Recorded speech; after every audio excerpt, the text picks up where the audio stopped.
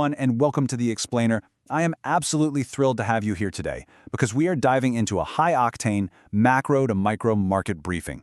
For all you active market participants out there, we're going to bridge the sweeping global news we've seen overnight directly to the technical execution you need on your screens right now. So let's jump right into this massive clash between geopolitical hope and macroeconomic reality. To really understand the market's mood right now, you honestly just have to look at this one number, -6%. That is the sheer cliff dive we saw in both Brent and WTI crude this week. Why? Because markets are enthusiastically, maybe even frantically, rushing to price in a potential US-Iran peace agreement. Let's be real, investors are rarely shy about celebrating before the wedding invitation actually arrives, and this massive 6% drop is the ultimate proof of that. All right, let's run through the setup real quick so you know exactly what's coming. We've got global macro euphoria, central bank reality, India's relief rally, currency technicals, INR and Nifty levels, and we'll wrap up with the week ahead catalysts. We'll get to your hard technical levels in just a minute. Section 1. Global Macro Risk-On Euphoria. Right now, there is just a sheer glaring contrast between the headline noise and the logistical reality.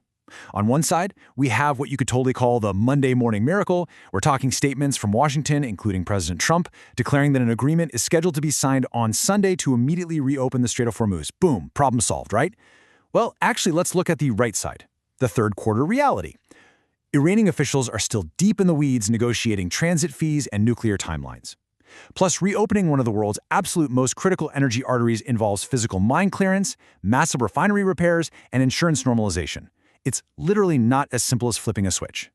The market is aggressively pricing in a miracle, but the physical reality on the ground might take months. And, while geopolitics captured the start of the week, by Friday it was completely eclipsed by absolute mania. SpaceX arrived in the public markets, and it was staggering. A $75 billion IPO and a jaw-dropping $2.1 trillion valuation. This instantly minted a wave of employee millionaires and injected massive, across-the-board risk-on enthusiasm into broader markets.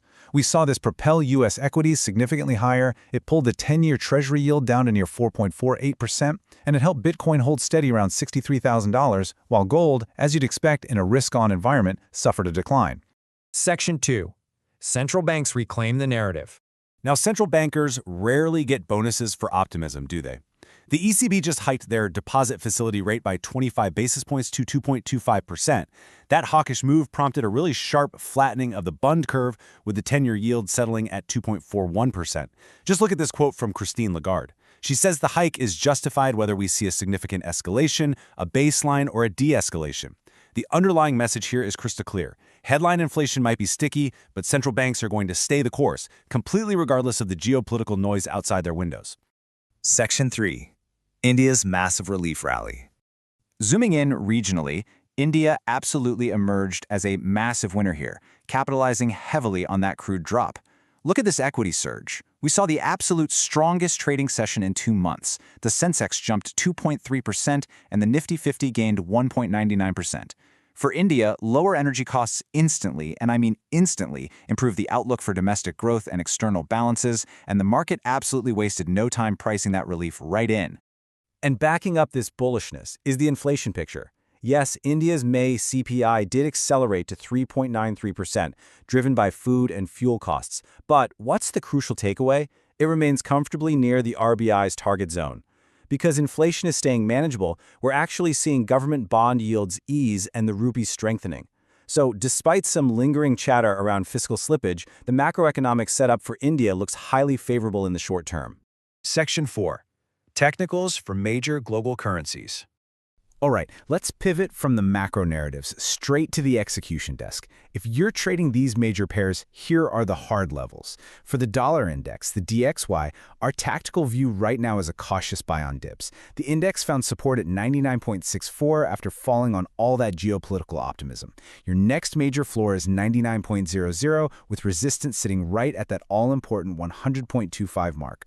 Over on the euro, the EUR-USD chart structure firmly remains a sell-on rise. We're seeing resistance exactly at the 21-week moving average and then up at 1.1612, with your downside support waiting at 1.1544. Now, Let's add the soft points to those hard levels. For the DXY, geopolitics are going to completely dominate the narrative until midweek. What you are really sitting on your hands waiting for is the Fed interest rate decision and, honestly, more importantly, new Fed Chair Kevin Warsh's highly anticipated first statement. That is going to dictate the next true directional move. Over on the euro, it is fairly middling momentum right now. Following that hawkish ECB hike we just discussed, you absolutely must watch the US Eurozone yield differentials closely, as they're going to act as a primary driver. Moving over to the British pound and the Japanese yen. The GBP USD recovered sharply from 1.3326 on Thursday, but it gave up those gains to trade pretty much flat by Friday. Our tactical view here is sell on rise. Resistance is extremely critical at 1.3452, which, by the way, perfectly coincides with the 50-week moving average. Your support levels are 1.3393 and 1.3326. For USD JPY, it's definitely a buy-on-dip structure. The pair has been tightly pinned between 149.77 support and 160.55 resistance for a solid week now. The fundamentals driving those ranges are super fascinating. For the pound, that sell on rise lacks momentum largely because traders are simply waiting for Thursday's Bank of England decision. No rate change is expected right now, but hey, if we do see a break at that 1.3452 resistance, it opens up a major pivot at 1.3534. Now, the Japanese yen, that is where the real drama is. The Bank of Japan meets on Tuesday and they are highly likely to raise the policy rate from 0.75 to 1%. But get this curveball. Governor Ueda is actually missing the meeting for medical treatment, so Deputy Uchida will be briefing the media. The market is also buzzing loudly about a possible pause of the bond taper from April 2027 onward. That resistance at 160.55 has held up well simply because traders are terrified of a BOJ put. Section 5. Technicals for USD INR and Nifty. All right, let's deliver the hard data for Indian markets. The rupee closed really strongly at 95.11, touching a one-week high during the session.